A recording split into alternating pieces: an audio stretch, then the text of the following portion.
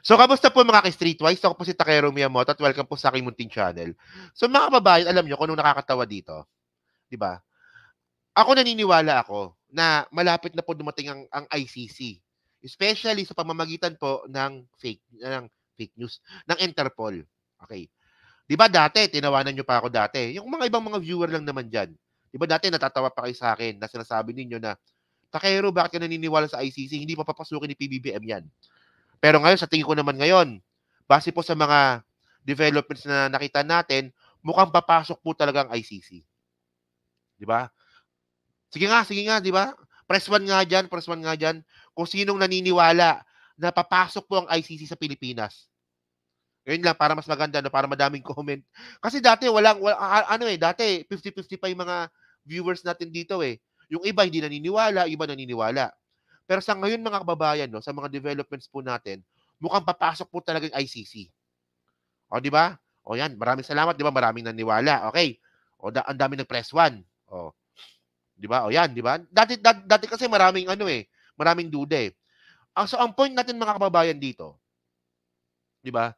Sa dinami-dami po ng mga posibleng hulihin ng Interpol dahil po sa ICC, kilala niyo kung sino yung takot na takot? Si Bato. Di ba? Si Bato po yung takot na takot. Si Duterte, alam ko si Duterte takot yan. Pero hindi nagpapahalata. Di ba? Si Albayalde, takot din yan, pero hindi nagpapahalata. Pero yung halatang-halata po talaga na takot sa ICC, si Bato. Isipin mo, di ba? Naniwala kayo. Sumunod siya kay Digong dyan sa Tokhang. Hindi niya man lang naisip na trap yun. Trap yun eh. Trap yun mga kababayan. Isipin nyo si Bato de la Rosa po, Chief PNP lang po siya ng Davao City. Isang LGU lang po yung hawak ni Bato de la Rosa.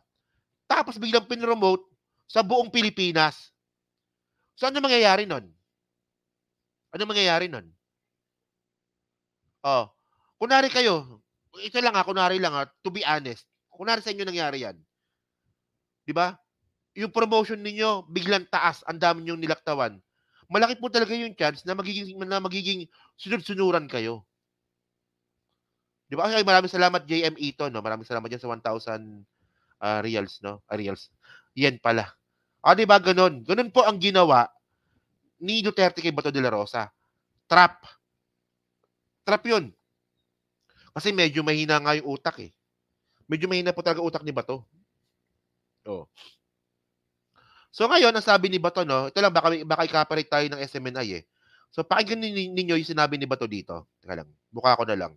Baka i-copyright tayo eh. Sige. Ito. Tignan nyo Ini nakasama si Trillanes nung usapan na yun. Di ba? Ayaw nilang sabihin nakasama si Trillanes dahil nahihiya sila na ginagamit nila si Trillanes as attack dog laban kay Duterte.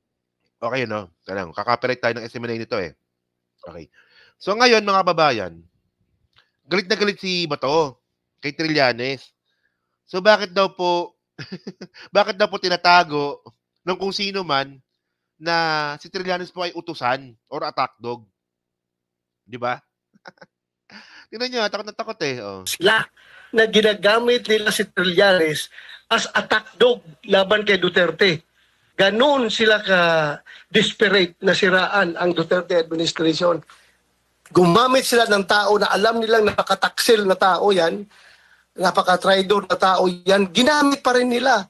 Hindi nila alam pagdating na panahon. Sila rin ang tataksilan ni Trillanes. Teka lang parang hindi ganoon yung pagkakakilala ko kay Trillanes, no. So, ito yan eh. Bobo talaga, no. Si Trillanes, mga kababayan, nung naging anti-Gloria Macapagal Arroyo yan, hanggang ngayon mga kababayan, anti-Gloria Macapagal Arroyo pa rin yan. Kailan ba yung Oakwood nun? 2004? 2005? Yung Oakwood Mutiny ni Trillanes? Galit siya kay Gloria nun. Hanggang ngayon, ayaw pa rin ni Trillanes kay Gloria. So, ayun ba, pagtataksil ba yun? Oh. So, and then mga kababayan, si Trillanes, madikit kay Pinoy. Hanggang ngayon, maka-Pinoy pa rin po si Trillanes. 2003 pala, 2003, oo. O, di ba? July 2003. O, so hanggang ngayon, si Trillanes, maka-Pinoy pa rin yan. Hindi pa rin nawawala. O, tapos ng eleksyon, si Trillanes, na kay Lenny. Hanggang ngayon, maka-Lenny pa rin po si Trillanes. At syempre mga kababayan, ito kasi nakausap ko naman si Trillanes eh. Yung una kasi, talagang nag-Lenny talaga siya noon kasi nga nakipag-tandem kasi si PBBM kay Sara. So syempre ayun yung unang papasok sa iyo eh na kapag si Sara is katandem mo, posibleng maging Duterte presidency ka rin. Katulad ng Duterte presidency. Pero ang nangyari mga kababayan, pinag-aralan ni Trillanes yung mga nangyayari at nakita talaga ni Trillanes na iba yung pulisiya ni PBBM kay Duterte. So kaya siya naging Duterte, kaya naging kakampi ni Trillanes or naging kakampi ng administrasyon na to si Trillanes. So anong pagtataksil doon? Aminin mo na lang kasi natakot ka. Ang dami mo sinasabi eh. Tuturuan mo pa yung presidente natin na, uy, huwag kayo maniwala kay Trillanes, taksil yan. Eh parang hindi naman ata ganun yung nakikita natin. Di ba? Diyos ko naman, ayan ang hirap sa mga Duterte talaga eh. Tanga-tanga eh. Oh. Hindi nila alam pagdating ng panahon. Sila rin ang tataksilan ni Trillanes. Hindi nila. Sino ba, sino ba yung pinagtaksilan ni Trillanes? Baka meron kayong alam na hindi ko alam. Sino ba yung pinagtaksilan ni Trillanes? Hindi nyo pwede sabihin si Duterte. Kasi una pa lang, day one pa lang, ayaw niya na sa mga Duterte. Hindi nyo rin pwede sabihin na si Gloria. Kasi anti-Gloria pa rin talaga si Trillanes hanggang ngayon. So, ano yung basihan ni Bato para tawagin na taksil si Trillanes? Takot ka lang. Ulitin ko lang, takot ka lang. Ganun lang yon. Kaya medyo sintu-sintukan na mag-isip. Hindi lang na-realize yan. Sige, gamitin nyo si Trillanes at pagdating ng araw, kayo rin ang tataksilin yan. Ayaw nila, hindi nila matanggap-tanggap. Ayaw nilang aminin na kasama si Trillanes eh. So, ano ba yung West Philippine Sea? Ayun ba yung sinasabi ninyo? Kinasuhan nyo yan, di ba? Kinasuhan nyo si Trillanes, di ba? Ng espionage tsaka sedition sa West Philippine Sea. Talo rin kayo, di ba? Talo rin kayo eh. Di ba? Ito yung sobrang paninira nila kay Trillanes eh. Binenta daw po yung West Philippine Sea. So, ang ginawa nila, kinasuhan. So, nung kinasuhan nila si Trillanes tsaka si Pinoy, ang ending, binasura yung kaso. Di ba? Iiyak sila dahil talagang na makikita kung ano ang motibo behind dito sa kanilang effort na makakuha. Effort. Motibo behind sa kanilang effort. Dito sa kanilang effort na makakuha ng mga testigo laban sa amin ni Pangulong Duterte sa ICC. Ganon sila ka-desperate. Actually, hindi naman pagde-desperate yun eh. And then mga kababayan, tinan nyo to Okay. So, doon sa sinasabi nga po ni Bato de la Rosa na nakakipagtulungan daw po kung sino man, si Martin yung binanggit niya si Martin at saka sa mga ibang ahensya ng gobyerno para makakuha nga po ng ebidensya laban kay Bato. Actually, mga kababayan, sabi ni Trillanes, di ba? Bato de la Rosa has been ranting lately because I was supposedly trying to convince witnesses to testify against Duterte and him. Di ba? 2017 ko pa ginawa yan. Di ba? Tingnan nyo, di ba? At hindi ako iinto hanggat gawin yan hanggat sa mapakulong ko sila ni Dutz kuha. So, sabi kasi ni Bato, nakikipagtulungan daw po yung gobyernong ito kay Trillanes para magkumbinse ng mga witnesses laban nga po kay Bato at kay Duterte. So, sabi ni Trillanes, 2017 ko pa ginagawa yan At ngayon mga kababayan, nakikita natin na nagsasucceed po talaga ngayon itong ginagawa ni Trillanes, no? So ngayon, alam nyo, no, kung bakit ko sinabing apektado talaga si Bato dito. Naalala nyo yung itong video na to? Tingnan nyo ha, panoorin nyo to. Go ahead, make my day, Mr. Trillanes! Bihan mo! Sige ka lang ngak dyan ng ICC. Sige! Go ahead! Kahit sumama ka pa, mag-serve ng warrant. Sumama ka, ikaw mismo magpusa sa akin. Sir, O, di ba? Tapang-tapang niya dito. Kailan ba nangyari to? Di ba? Tapang-tapang niya dito. Go ahead, Mr. Trillanes, hulihin mo ako. Ayun kayong hulihin na siya. Yun naman pala totoo. Tingnan na niyo, no? Kung, kung, kung paano nagiging laruan si Bato. Sige na, hulihin nyo na ako. Make my day. Eh, totoo pala. So, tingnan nyo, ha? Oh. So, ngayon, mga kabayan, oh. Sobrang takot nga po ni Bato. Tingnan yung ginawa ni Bato ngayon. Oh. So, sa sobrang takot ni Bato, gumawa siya ng batas. Ewan ko lang kung makakapasa ito, ha? Senator Bato, Anti-ICC Invasion Act, kailangan sa Pinas. Di ba? At this point, I would like to ask the members of the same August body, where do you stand protecting our citizen?